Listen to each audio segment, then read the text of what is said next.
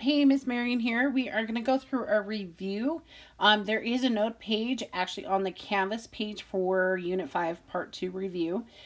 If you need to go ahead and download that and print it out so you can go ahead and go along with me, that's fine. Or if you want to go ahead and take notes, I would take notes on all of this. These are the type of questions you're going to see on your test tomorrow. So make sure you understand it. If you have to stop, rewind it, go through it again, make sure that you understand how to do these questions, okay? All right, here's number 1. It says, the graph shows the relationship between the radius and the volume for many cones whose height is 7 units. Select all the true statements about such cones, okay? So looking at the graph, the relationship between the radius and the volume is linear, okay? Linear is a straight line. So is this going to go ahead and be an answer? No, that is false. So we're not going to go ahead and circle it. So we're going to cross that out. All right, number 2. The relationship between the radius and the volume is nonlinear. Okay, so is it not a straight line? Yeah, that's true. We're going to go ahead and circle it. C, if the radius of the cone doubles, then the volume of the cone doubles. So let's kind of look at... Let's pick a nice point. Let's look at this one. So this is 3, okay? And notice how it's kind of, so it's 1, 2, 3, 4, 5. So this is 200, okay? So if the radius doubles, so that means it will be 6. And then let's look at this point. So it's 6, 7, 8. It's going to be 800. So the 200 did, so our radius doubled. So we went from 3 to 6. 3 times 2 is 6. 2 times 2 is 400. So did it double? No, it didn't. So we're not going to go ahead and do that one. D, if the radius of the cone doubles, then the volume of the cone is multiplied by 4. Let's try that. So notice how we have, again, the 3 and the 6. So the radius is doubling. If I took 200 and I multiplied it by 4, 200 multiplied by 4 is 800. Did this one work? Yes, it did. So that is also an answer. So the answers that are true for all of this, as far as the graph, looking at the graph, is B and D. Now remember, these type of questions are going to be on your test for tomorrow. So make sure you understand and know how to do it. Go ahead and do these. All right, number 2. A cone A and B both have the volume of 384 pi cubic units, but have different dimensions. Cone A has a radius of 12 and a height of 8, okay? Find one possible radius and height for cone B. Explain how you know cone B has the same volume as cone A. You will need your calculator. So go and grab your calculator. And then let's go ahead and remember the volume formula. So we have volume is 1/3 times pi times radius squared times height.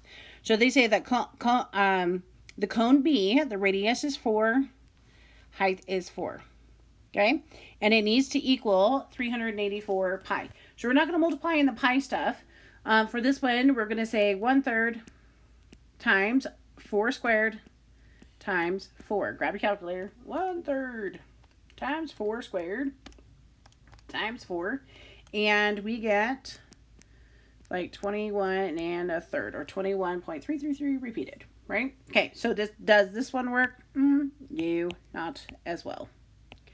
Okay, let's look at B. So they say the radius is 24, height is 8. So again, we're going to do 1/3 times 24 squared times 8, and we're going to leave the pi alone, okay? So we're going to have 1/3 times 24 squared times 8, and we get 1,536 and then pi. So is this 384 pi? No. Does that work? No. Okay, keep on going. Let's look at C. So C, our radius is 4, height is 72. So we're going to have 1/3 times 4 squared times 72. Put it in your calculator. 1/3 times 4 squared times 72. We get 384, and then we still have pi there because we didn't multiply in our pi. Is that our answer that we're looking for? Yeah, it is. Let's look at D really, really quickly. Make sure it works.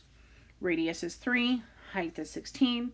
So we have 1/3 times 3 squared times 16. 1/3 times 3 squared times 16 That equals 48, and then we just going to put the pi button by it because we did not multiply in the 3.14.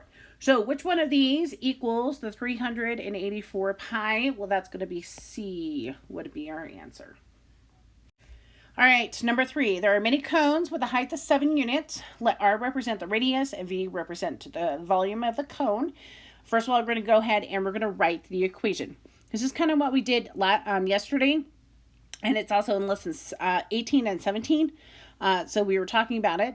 So we're going to have it, so we're doing a cone, right? So we have 1/3 times pi times radius squared times height. That is the equation. Let's put in what we know. So what do we know? We know that our height is 7, and we also know our pi. So we're going to have 1/3 times 3.14 times 7, and we don't know the radius, so we're going to still have radius squared. So do 1/3 times 3.14 times 7, and what we get, let's round it to the nearest hundredths place, so 2 decimals. We have it as 7.33 radius squared. So what is our equation? Volume equals 7.33 radius squared. Now, what happens if we triple our radius? Okay, so instead of having just our radius, so our radius being R, we're going to make it as our radius is going to be 3 times R. So triple, right? Multiplied by 3. So we're going to take the equation that we have. So we have V equals 7.33 radius squared. And we're going to take out the radius and we're going to put 3R being squared. So we have it as our volume equals 7.33 times, and then we're going to put 3R in there. So we're going to have 3R being squared. Okay, so if we really look at it, it's going to be 3R times 3R. So 3 times 3 is 9, and we still have R squared because it's R times R. So really what happens is we're going to have 9R squared, and before we had our V 7.33 times. Okay, so what we're going to do is we're going to look and see what the difference is between this equation and this equation. So the 7.33 is the same, R squared is the same, but see how it's going to be multiplied by 9. So our final answer, so our end result is it's multiplied by 9. So the original, so we're going to say original is multiplied by 9. That's how it changes. All right, number 4. So there are many cylinders with a height of 5. Let H represent the height, V represent the volume. We're going to go ahead and complete the table, but we have to go ahead and write an equation first. Okay, so first of all, let's write down the equation for a cylinder. Let's do it in blue.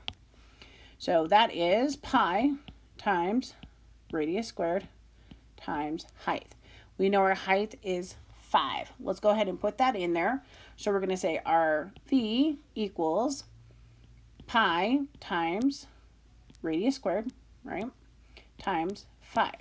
So we have it as 5 pi radius squared. Okay, I just kind of rearranged them. We're going to be okay. So now let's go ahead and let's put 1 into the equation and figure out. So we're going to figure out the table. Okay. So let's put in our 5. Let's put our 1 into the equation. So we're going to say, let's change our color so we can watch what we're doing. So we say radius equals 1. So I'm going to have 5 times pi times 1 squared. Okay, so 5 times 1 squared is 5.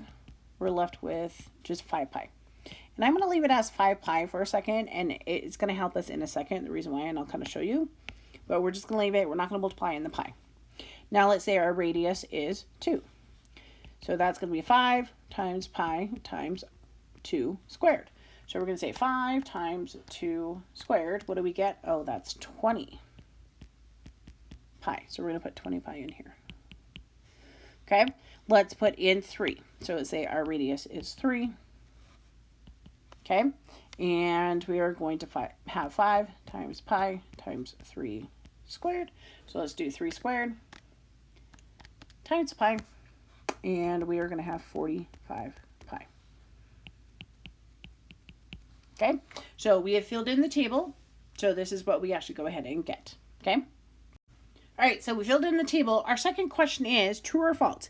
There is not a linear relationship between the radius and the volume of these cylinders. There are 2 ways we can figure this out. Remember, our equation was 5 times pi times radius squared. There are 2 ways we can figure this out, okay? First of all, we can look at the table. Notice how it goes from 5 pi to 20 pi to 45 pi. So, and we have to think about it as in how either adding or subtracting. So, like to kind of go, let's put this in blue. So 1 to 2 is add 1, 2 to 3 is adding 1. And then if we look at the other part, let's put that in black. So 5 to 20 is adding 15. 5 pi to 20 pi is adding 15. But going from 20 pi to 45 pi, we're adding 20.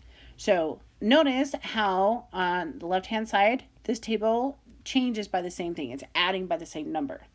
This one here is adding by 15, then adding by 20. Is it adding by the same thing? No, it is not. So that does not make it linear. The other thing is also yesterday when we were going through lesson 18, notice how it was r squared. Remember what kind of graph that we got when we have r squared? It was an exponential. It made it curvy. So is that linear? No, it is not. So there is not a linear relationship between the radius and the volume of these cylinders. So that is actually true. Okay, so we can actually say this is not linear, so non-linear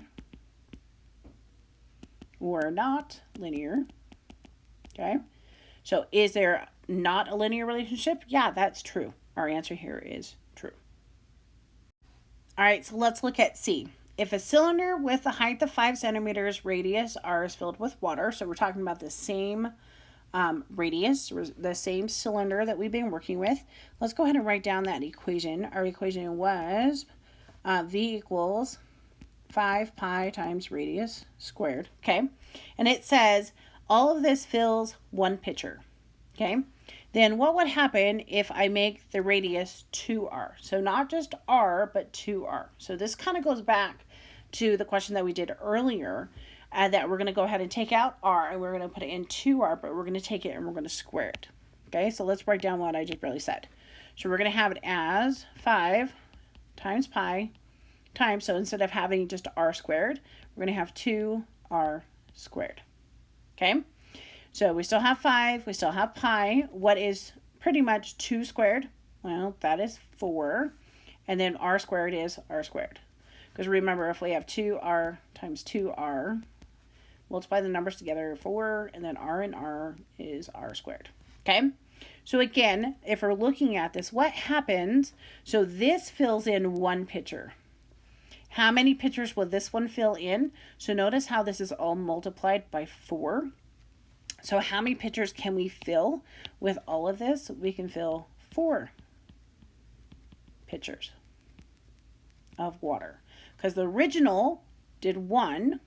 How did it change with the blue stuff? It was multiplied by 4. So that if we do 4 pitchers, then it fills in that same thing. So these are the type of questions we're actually going to have both on our review for today and then also on our test for tomorrow. Make sure you understand all of this. If you do not understand something, please, please, please go ahead and email me. I'll try to answer whatever I can. I'll answer any questions tomorrow morning before we go ahead and go over the test. But make sure you understand stuff. Go and redo that review over and over and over again until you actually understand it.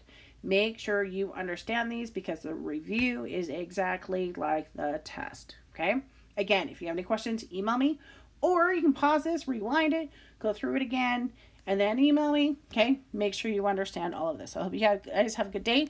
Have fun playing in the snow, but make sure you get your stuff done too. Okay? Bye.